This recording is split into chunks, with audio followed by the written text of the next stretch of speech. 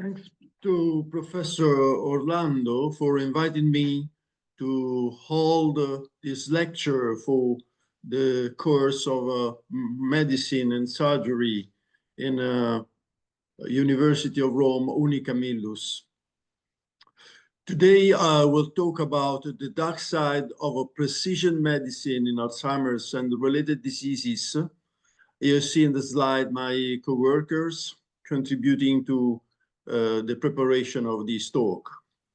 This is a lecture I held for International Society of Pharmaco-EEG, IPEG, who awarded me this year on November 21 with the Turan Itil Memorial Prize. Have no conflict of interest.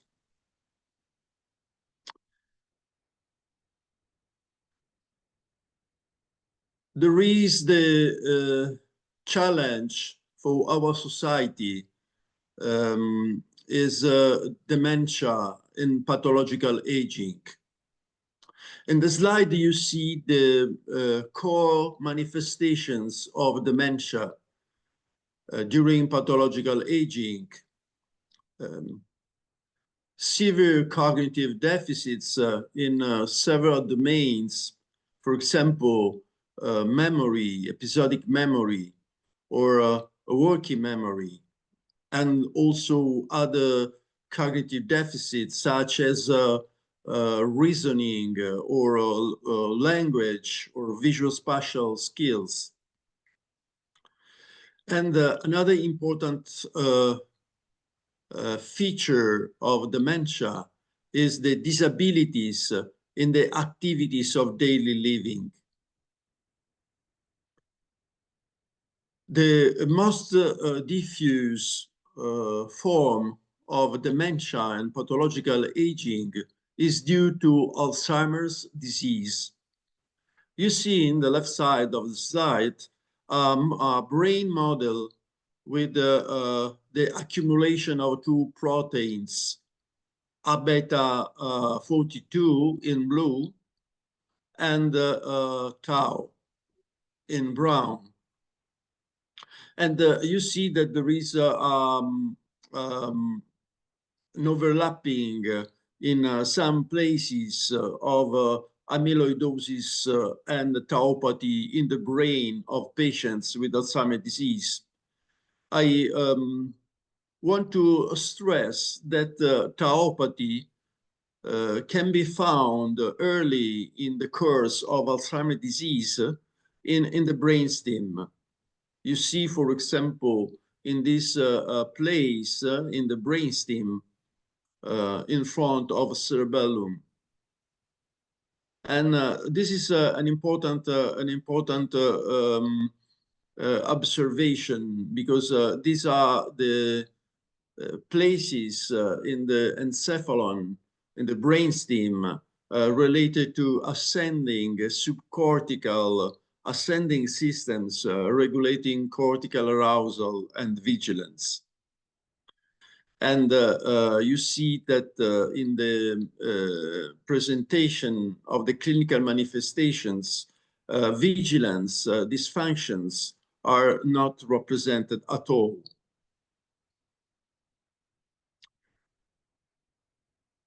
Another important feature of Alzheimer's disease is the disruption of ascending arousing system using acetylcholine as a neurotransmitter, the so-called cholinergic systems. The cholinergic systems are important for regulating attention, vigilance, and in general, the cortical inhibition excitatory balance.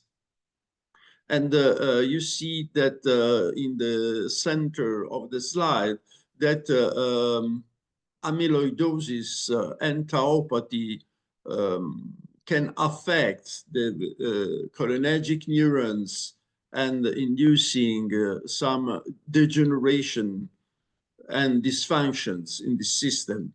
And to counteract this feature of Alzheimer's disease, one licensed therapy is based on acetylcholinesterase inhibitors, which are able to reduce the effect of the effect of the disease, improving the cholinergic neurotransmitter, inhibiting the enzymes that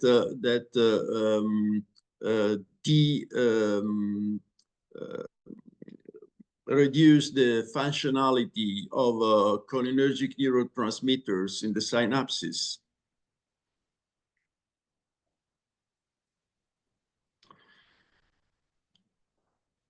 The Alzheimer's associations and Institute of Aging in United States of America have produced a framework for the use of biomarkers in the diagnosis and assessment of patients with Alzheimer's disease.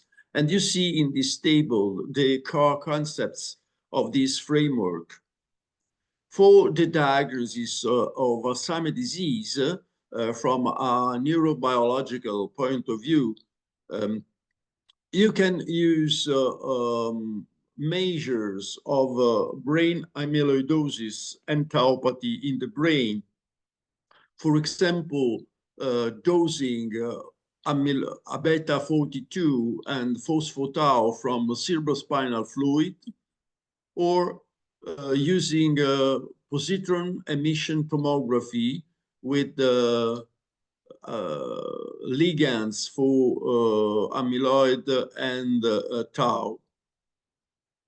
So the diagnosis of Alzheimer's disease should be grounded on the in vivo measures of brain amyloidosis and tauopathy according to the framework. Another important step in the assessment of patients with Alzheimer's disease is the measurement of brain atrophy or brain neurodegeneration. And one can in vivo measure neurodegeneration by using structural magnetic resonance imaging, for example, cortical thickness of normalized volume of the gray matter in the brain, or the volume of hippocampus, which is related to episodic memory process in the brain. At the end of the assessment, one should use neuropsychological tests and clinical scales to have some objective measures of cognitive deficits or other clinical manifestations. You see from this framework that there is no room for neurophysiological biomarkers, pathophysiological biomarkers, and no room for the evaluation of vigilance dysfunctions, or, for example, vigilance to sleep transitions or sleep disorders, even if these symptoms are frequent and impact the quality of life of the patients with Alzheimer's disease and their caregivers and relatives.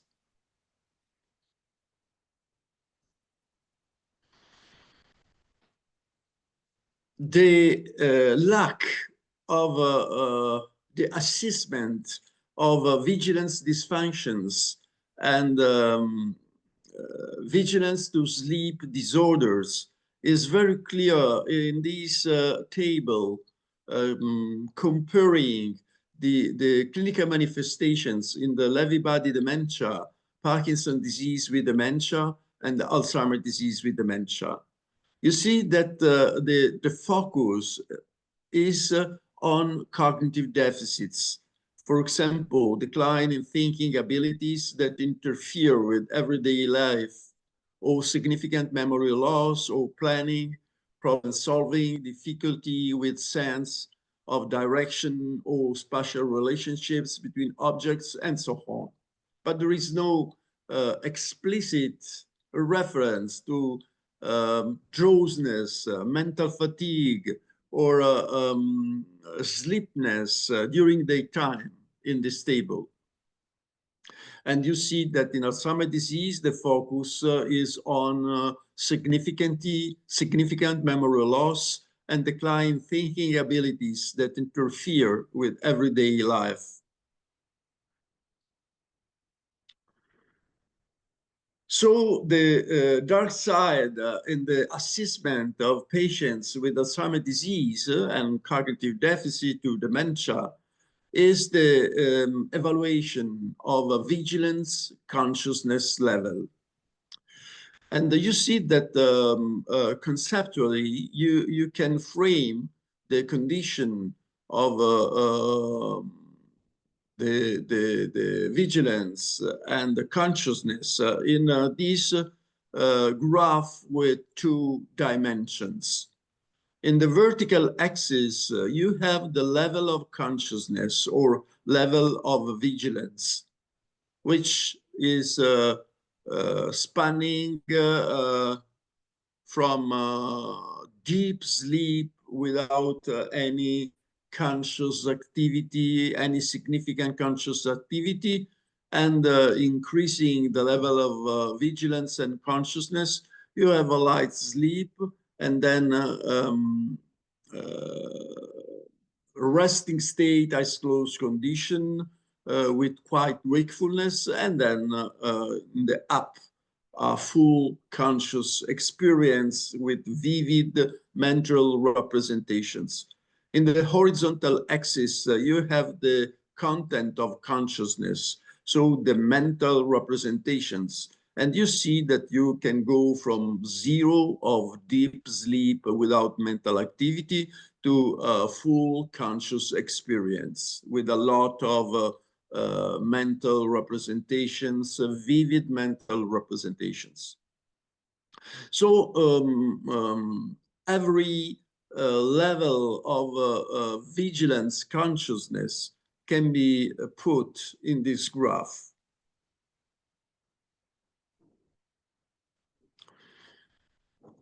The typical clinical manifestation of vigilance consciousness dysfunctions is the so-called mental fatigue, drowsiness, and even sleepiness during the time, with a lot of naps even in the morning after a normal night of sleep. This is the most omitted assessment evaluation in the clinical workup, because there is no objective measure of this kind of vigilance dysfunction, and there is no biomarker use in the clinical studies or clinical applications.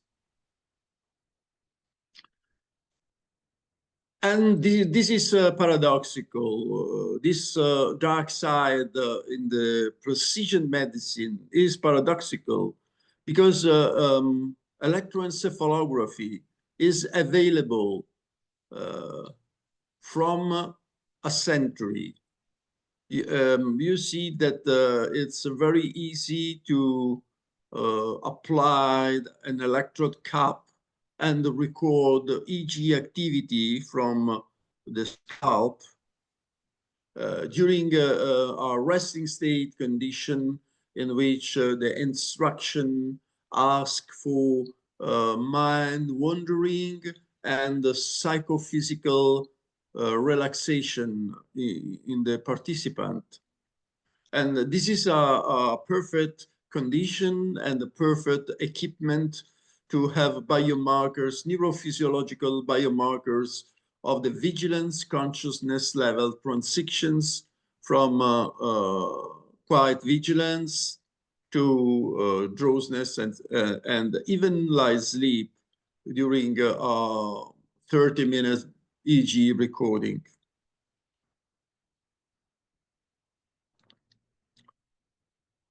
The EEG is available for human participants from 1 century. He was discovered by Hans Berger, a German psychiatrist, and the first recording in a human being was dated 1924.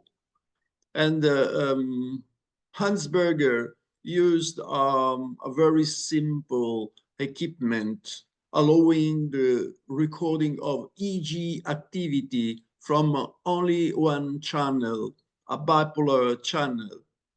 And he produced some EEG recordings directly from cortical surface or dura mater in patients under neurosurgery.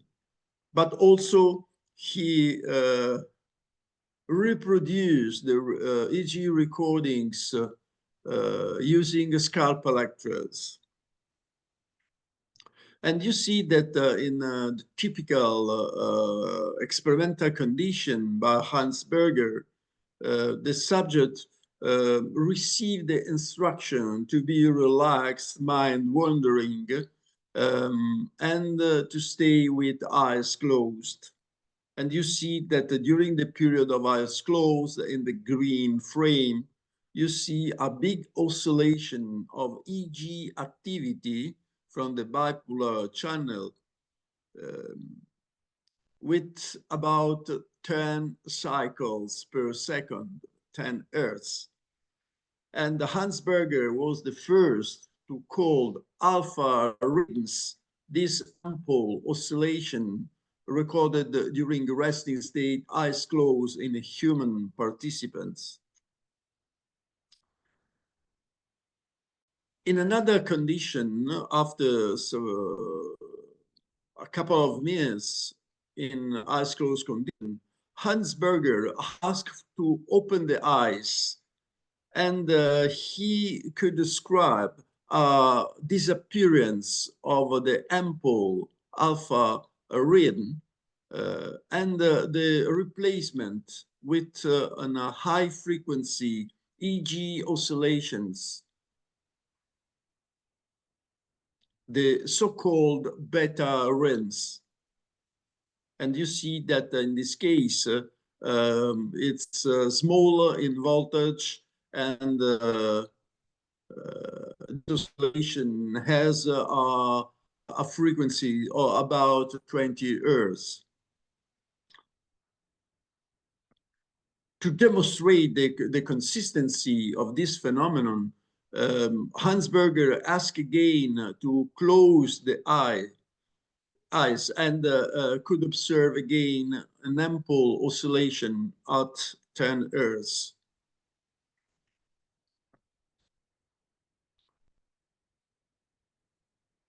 After the first recordings of alpha rhythms in the resting state condition, there were a lot of confirmations, experimental confirmations.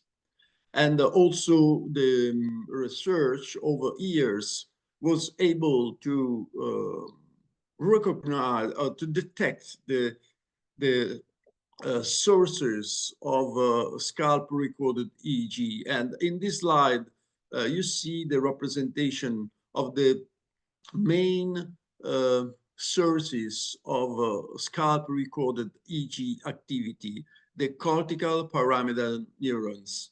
And you see that the neurons, these neurons are ideal to generate EEG activity because they have a spatially ordered main dendrites, you see, that are perpendicular with the surface of the cerebral cortex.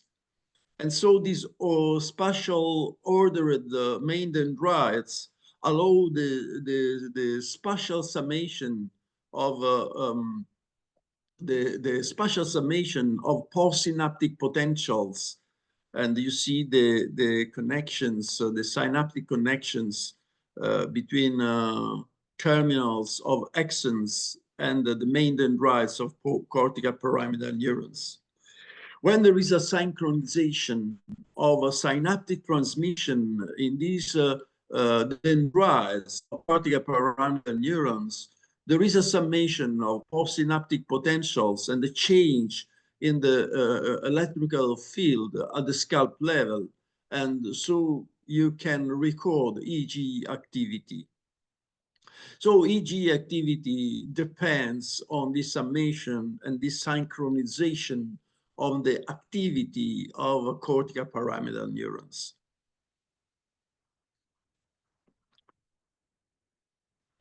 Another important scientist, Fernando Lopes da Silva, was able to demonstrate in animal experiments, but also in human experiments, the functional meaning of EEG activity at alpha frequencies during resting state, eyes closed.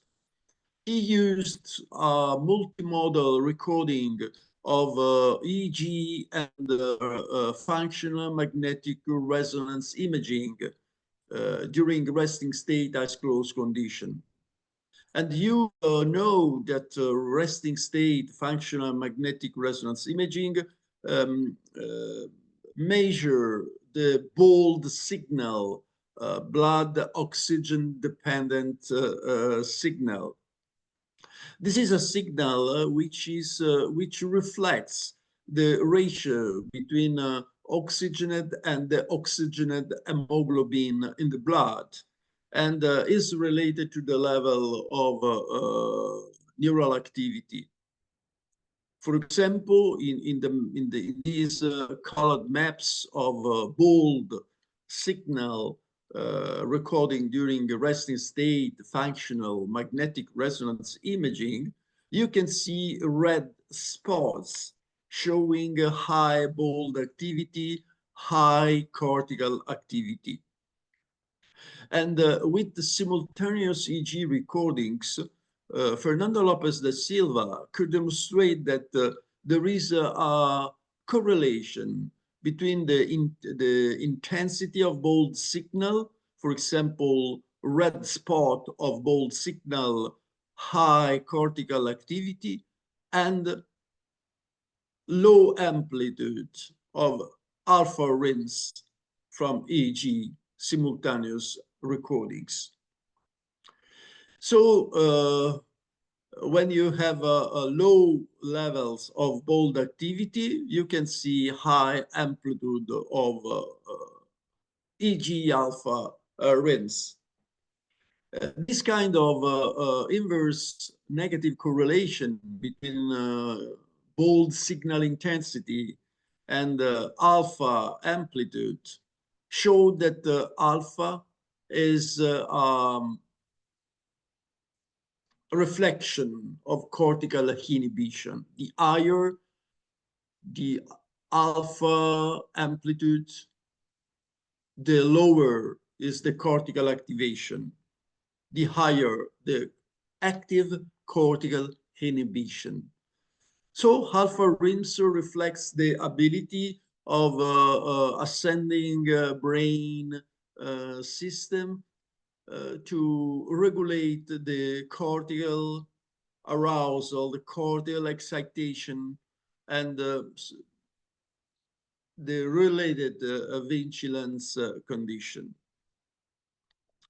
Another important evidence from this experiment was that in the thalamus, in violet, in the brain model, in the thalamus, there is a positive correlation between bold activity and alpha RIMS, in the sense that the higher the bold signal in the thalamus, the thalamic activation, and the higher is the alpha RIMS in the cerebral cortex, which means that the thalamic neurons are crucial to pace cortical pyramidal neurons in the generation of alpha rims. And the thalamus and the thalamocortical neurons are crucial to control the inhibition of the cortical neurons. Over the years, there were new techniques to analyze the EEG waves recorded in humans. And one of the most popular mathematical procedure is called fast Fourier transform, FFT. You see in this slide an example of an EEG activity recorded from one channel, used as an input for fast Fourier transform, and the fast Fourier transform is able to decompose the complex EEG activity in single oscillations. And you see the case of single oscillations at the delta, alpha, and beta frequencies. For example, 1.5 Hertz for delta, 8 Hertz for alpha, and 20 Hertz of beta. Of course, fast Fourier transform can also estimate the single oscillations at the other frequencies. But in the example, I simplify this, and you see that the power, the amplitude squared of the single oscillations was represented in this typical EEG power spectrum. And so you see, for example, the power of 1.5 Hertz, the power of alpha and beta in the graphs. These are normalized measures, so you can have also normalized power density of EEG activity. Another evolution of the quantitative analysis of EEG was related to the estimation of the cortical sources of EEG activity by mathematical procedures. And you see here in this slide the case of the procedure of a research group. We used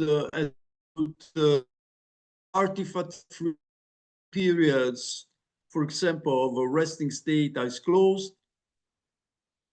And we use Iloreta software to estimate the currents in the sources, mathematical sources placed in a cortical model.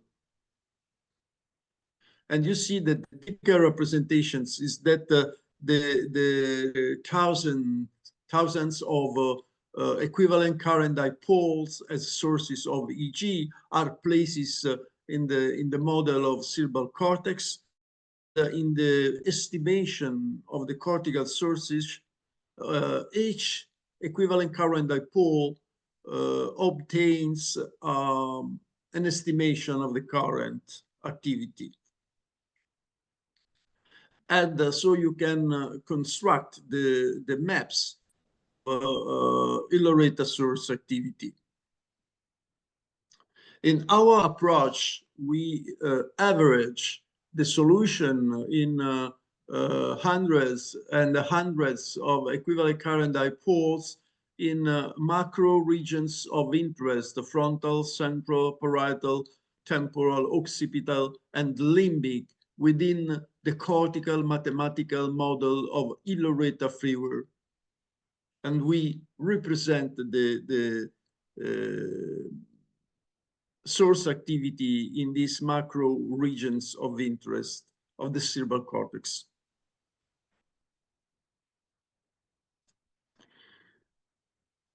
So recapitulating what I reported until now, we have the encephalon with the brainstem and subcortical ascending arousing systems that interact with the thalamocortical and cortical-thalamic lobes.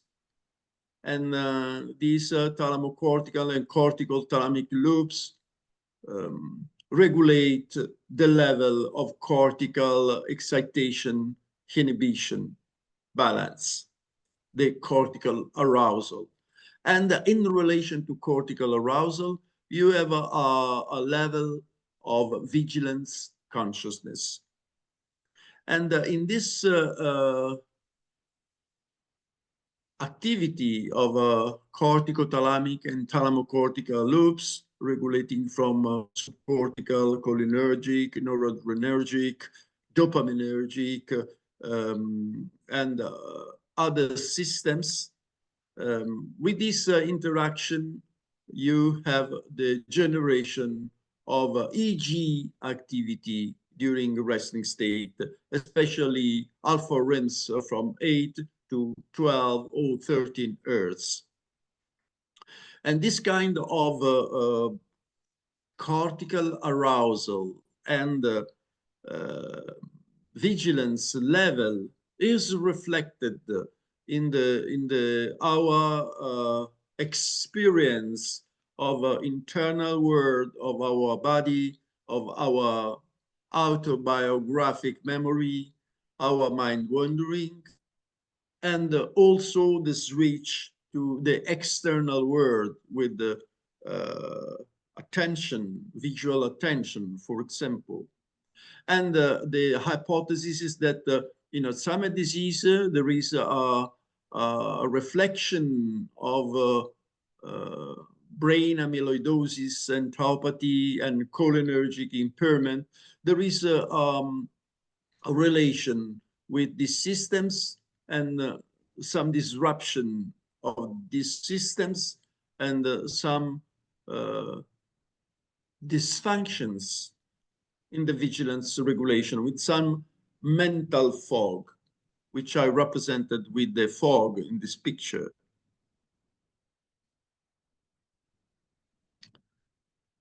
So the first steps of our research was to test the hypothesis that our sources of resting state, eyes closed, are related to the vigilance level. And so we perform an experiment of 1 night of sleep deprivation in healthy volunteers. So no patients for this experiment. And we repeated the EEG recordings before sleep deprivation and after 1 night of sleep deprivation. And so you see the group results in this slide. In the vertical axis, you have the cortical source activity. In the horizontal axis, you and the regions of interest in the mathematical model of the cerebral cortex: central, parietal, occipital, temporal, and limbic. And we have two representations, one of EEG source activity before sleep deprivation in blue, and after 1 night of sleep deprivation in the same condition of resting state, quiet wakefulness, eyes closed.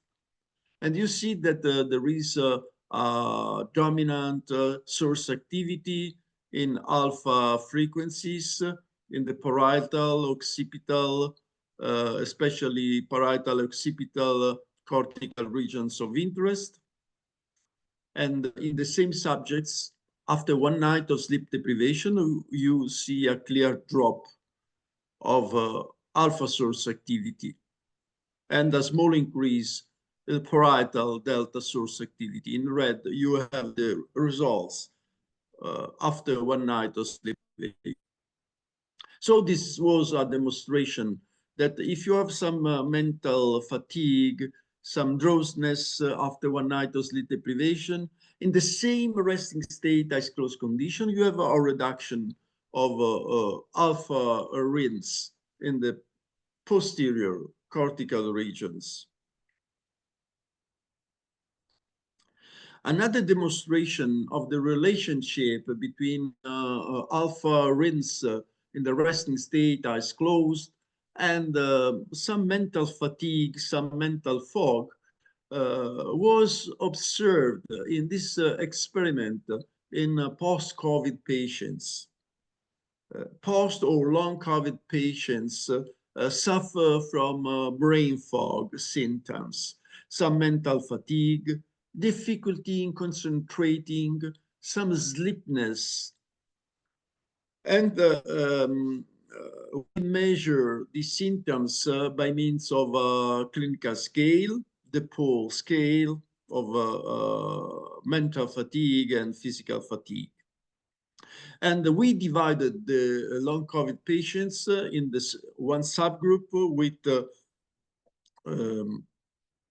more or equal to 3 brain fog symptoms, and patients with less than 3 brain fog symptoms.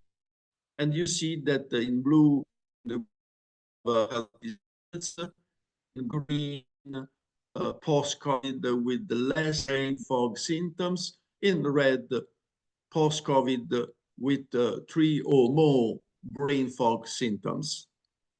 And you see clearly that the healthy subjects in blue and the post-COVID patients with less than 3 brain fog symptoms show quite in the resting state, eyes closed. But in the red group of post-COVID with 3 or more brain fog symptoms, you see a clear reduction of alpha-3, especially the parietal and occipital cortical regions of interest. So this was another demonstration that the alpha source activity in the resting state, eyes closed, is sensitive to vigilance consciousness level. We also perform a demonstration of this relation between alpha EEG activity and the vigilance consciousness level in patients with persistent vegetative state.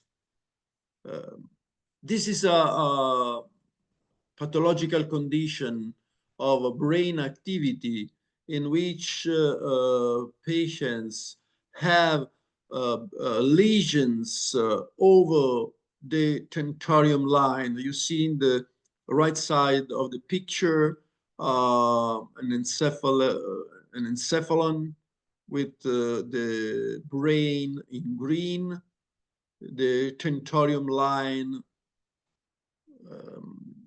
the border between the brain and the structure such as the cerebellum and brainstem. And in these patients with the persistent vegetative state, the lesions are over the tentorium line. And they are characterized by normal wake sleep cycle. So they are awake and they can sleep, but when they are awake, they are not able to interact with other people. It seems that they are in a sort of oblivion and do not react, do not manifest any kind of communication. And so one can predict a very low level of vigilance and consciousness state. And we recorded EEG in the resting state as closed condition during quiet wakefulness. So they were awake in healthy control subjects. In the upper line, the group results. And we divided the group of persistent vegetative state patients into subgroups. The patients who will recover after 3 months from the EEG recording, REC, and the patients that did not recover after 3 months from the EEG recording, non-REC.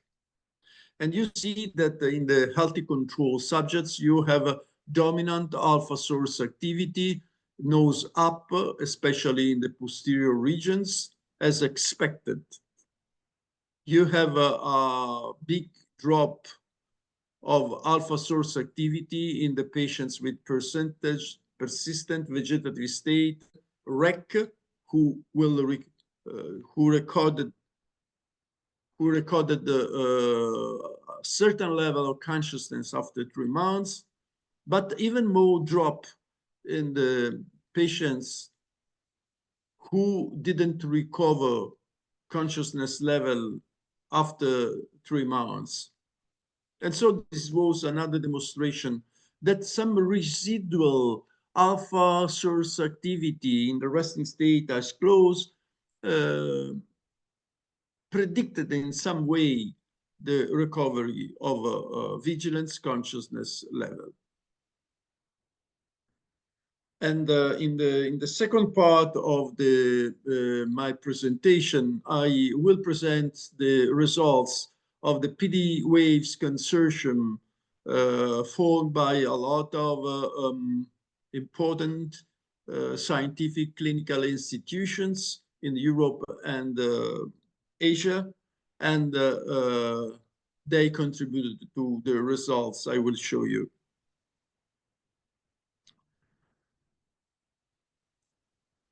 In this experiment, we wanted to demonstrate that the changes in alpha source activity in the resting state in patients with Alzheimer's disease and mild cognitive impairment, a prodromal stage of Alzheimer's disease, were related to Alzheimer's disease neuropathology. And so we measure Alzheimer's disease neuropathology from cerebrospinal fluid. And then we divided patients with amnesic mild cognitive impairment into subgroups. Mild cognitive impairment due to Alzheimer's disease in green and not due to Alzheimer's disease in red. And in blue, the control healthy participants. And you see that in the healthy participants, you have a maximum cortical source activity in alpha frequencies, and you have a clear reduction in patients with mild cognitive impairment not due to Alzheimer's disease in parietal, occipital, and temporal regions, but a stronger drop in mild cognitive impairment due to disease.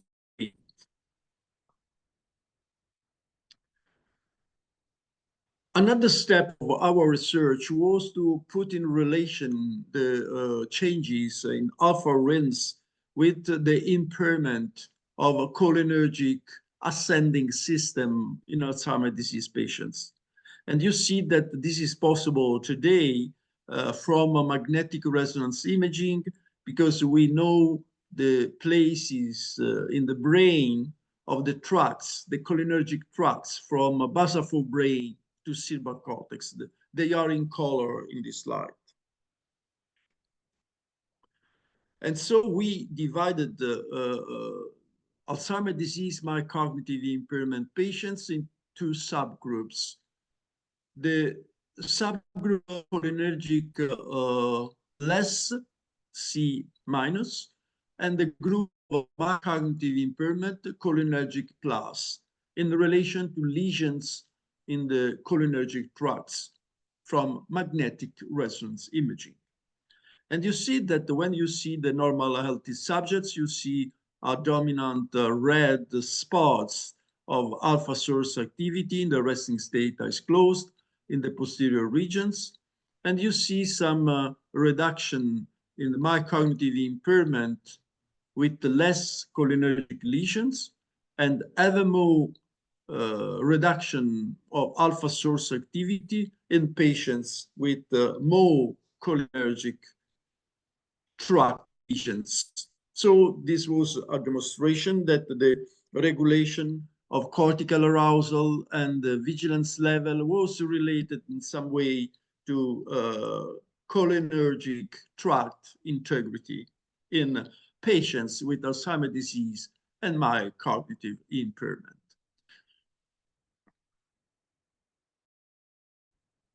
In this slide, I reported the results of an experiment showing that the changes in alpha rhythms in Alzheimer's disease patients, in this case with dementia, Alzheimer's disease dementia, the changes in alpha rhythms were not due to general neuroinflammation. And so in this experiment, we recorded the resting state eyes closed EEG in a first recording.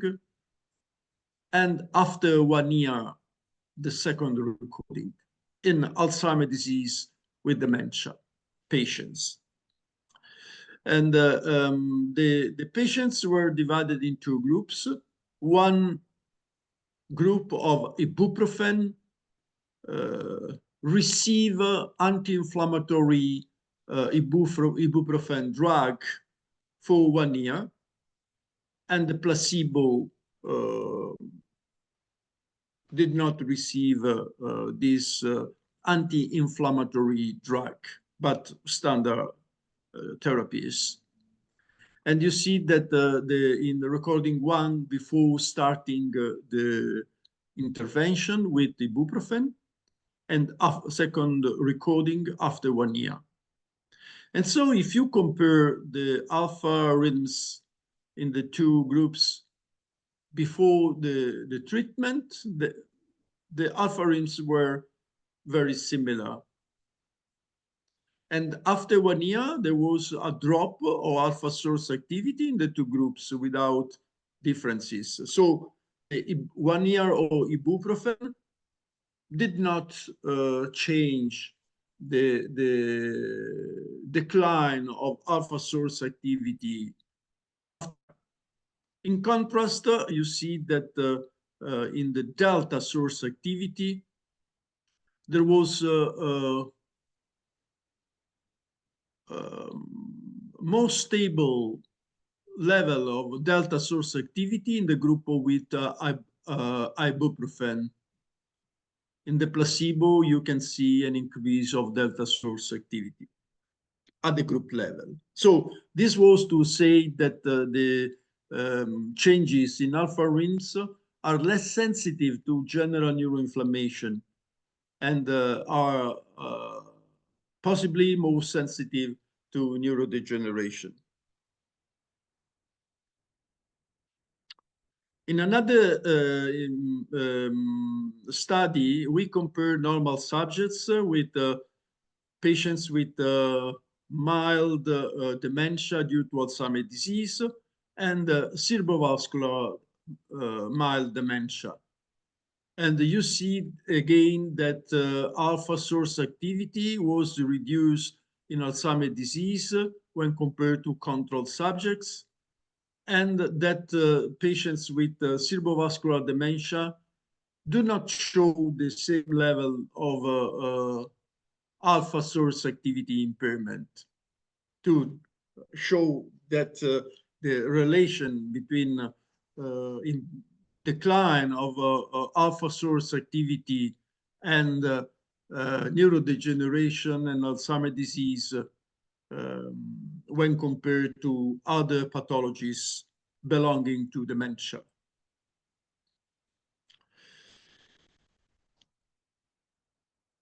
Another demonstration of the importance of cholinergic systems in the generation of alpha rhythms was shown in this experiment, in which we recorded EEG before and after 1 year of cholinergic therapy in Alzheimer's disease with dementia.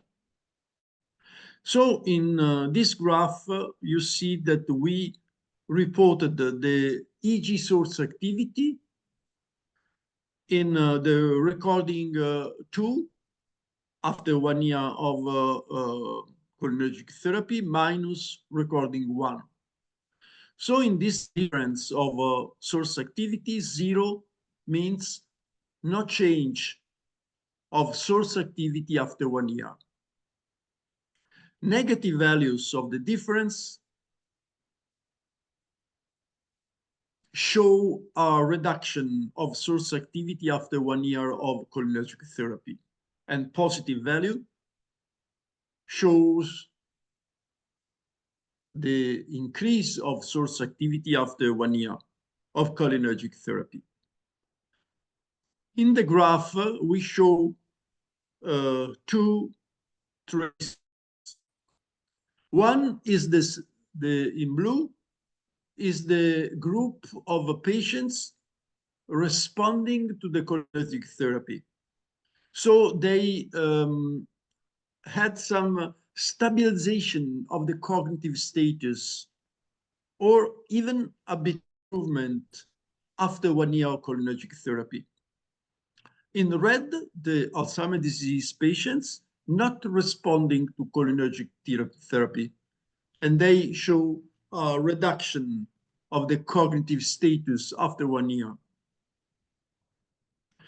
And in the occipital and temporal regions of interest in the Ilo-Reta model, you see that the non-responder Alzheimer's disease patient show a very big drop of alpha source activity after 1 year of cholinergic therapy. Very, very clear.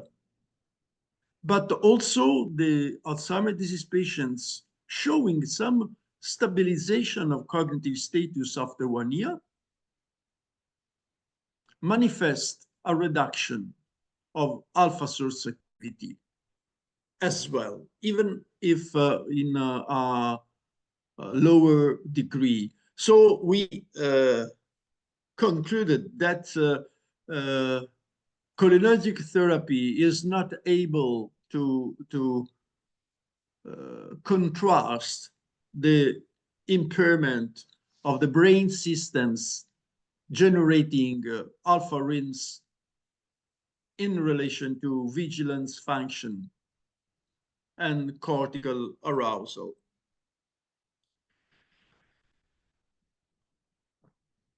Another demonstration that there is a limited influence of cerebrovascular lesions in the white matter in Alzheimer's disease patients in the relation to alpha source activity is reported in this study.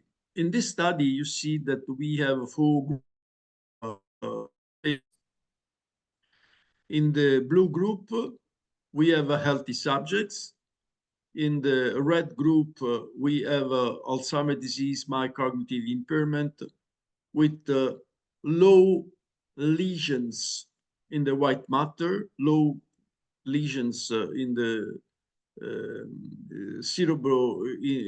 low cerebrovascular lesions in the white matter, WL minus. In green, a group of Alzheimer's disease mild cognitive impairment with more cerebrovascular lesions in white matter, WL plus. And in violet, a group formed by patients with mild cognitive impairment and not due to Alzheimer's disease, showing more cerebrovascular lesions in the white matter, WL plus plus. So if you see in blue the healthy subject, maximum alpha source activity, especially in parietal and occipital areas, you see that Alzheimer's disease with less cerebrovascular lesions and more neurodegeneration show the bigger drop of alpha source activity. And patients with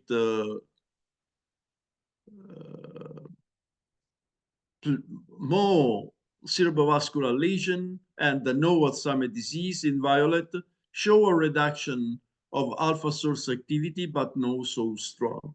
So this was another demonstration that abnormalities in alpha source activity are more dependent on Alzheimer's disease neuropathology and neurodegeneration than cerebrovascular lesions.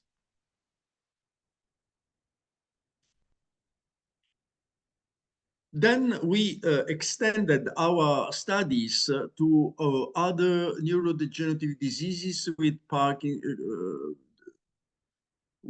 dementia due to Parkinson and Lewy body.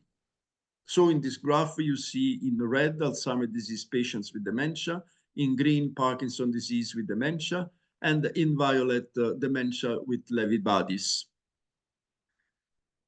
And you see that again, blue group of healthy subjects show the highest alpha source activity, a very big drop of alpha source activity in red in Alzheimer's disease with dementia, and intermediate levels for Parkinson's disease with dementia in green, and dementia with Lewy body in violet. In contrast, you see that delta source activity was more abnormal in Parkinson's disease dementia and Lewy body dementia than Alzheimer's disease.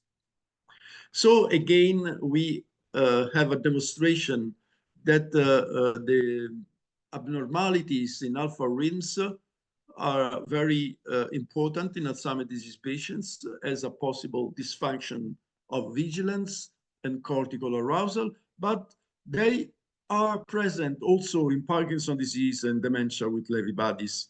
So the changes in the EEG rims, in the alpha frequencies in relation to vigilance are not exclusive of Alzheimer's disease. So it's not reasonable to use EEG activity for a clinical diagnosis of Alzheimer's disease.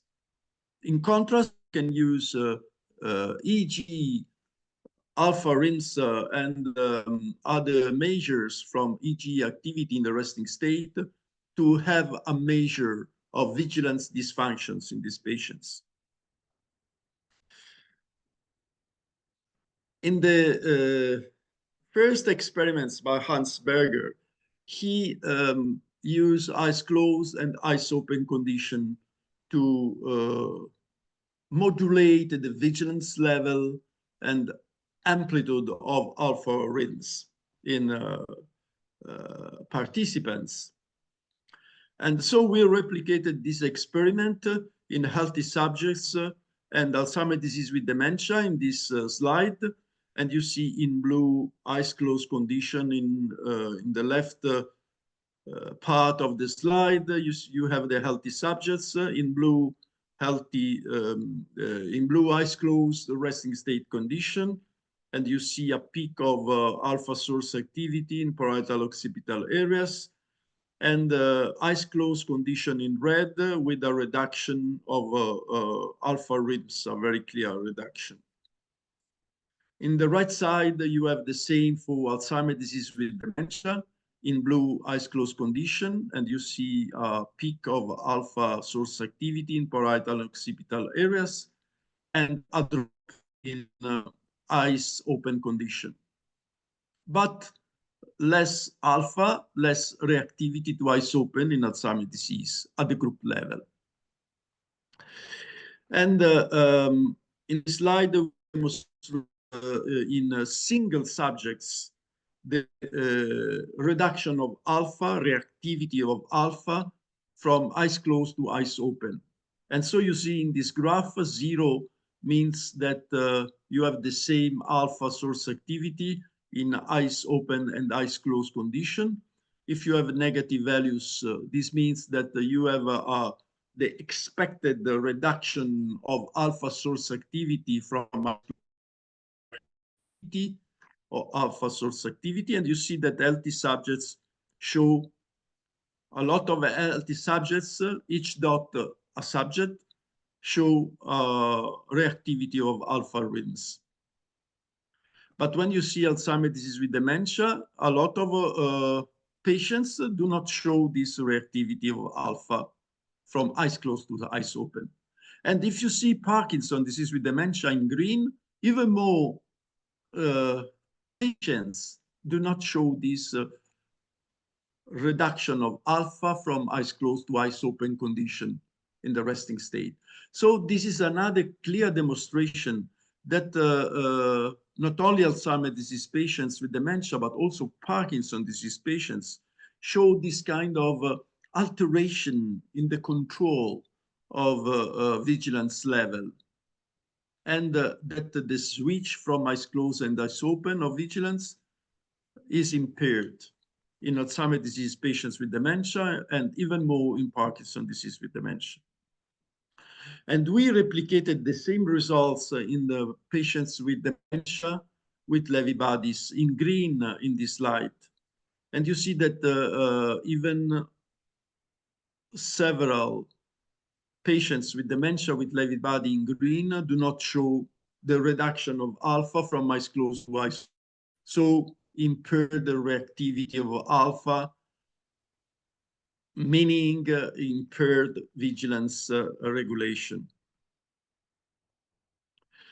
And now I conclude my presentation with this new interesting cooperation with the Latin American and Caribbean consortium on dementia, led by Agustin Ibanez, this person at the center of the slide, and with a lot of other smart scientists.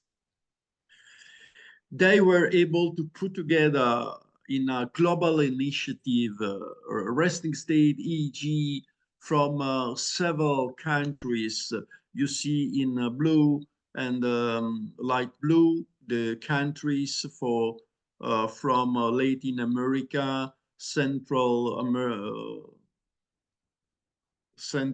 America, and Europe and Asia. A lot of subjects. You see the number of participants and EEG recordings from different countries, and put together all this data to test the hypothesis that resting state EEG biomarkers are able to capture the aging, the acceleration of aging in patients with neurodegenerative diseases, and also the relation of EEG activity with important features of the participants. And so this consortium was able to demonstrate that there is an accelerated brain aging from EEG biomarkers in females and in participants from global South countries, so Latin American, Central American, and lower and middle lower income countries, probably due to less access to early diagnosis, to treatments, to good nutrition, and other benefits. More available for participants from European countries. And you see in the right side of the slide the relation between alpha source activity in the resting state, eyes closed, and age, cognition, sex of participants, and education in this parietal and parietal-occipital source in the cerebral cortex. And you see that in the parietal and occipital areas, there is a strong association between alpha source activity and age of the participants. And also the frequency, the individual frequency of alpha rhythms are related to important features of participants.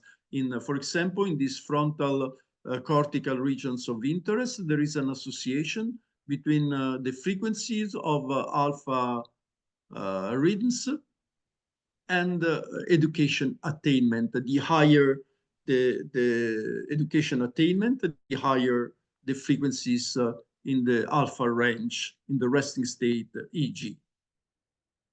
So I conclude my presentation today with our theoretical proposal that the biomarkers from resting state EEG activity are able to capture the impairment of the ascending subcortical systems, regulating thalamocortical interaction, corticothalamic loop, cortical arousal, and the generation of, reflected by the generation of resting state EEG activity.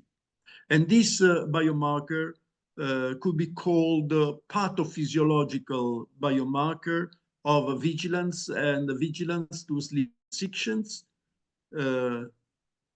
and encourage the use of EEG recordings in patients with Alzheimer's disease and related disorders. So I thank again my coworkers to support this research line. And these are my founds from European Committee, Pharmacog, DECIDE, BBDIAG, COMBIDIAG, and eBrains. And I thank you a lot for your attention.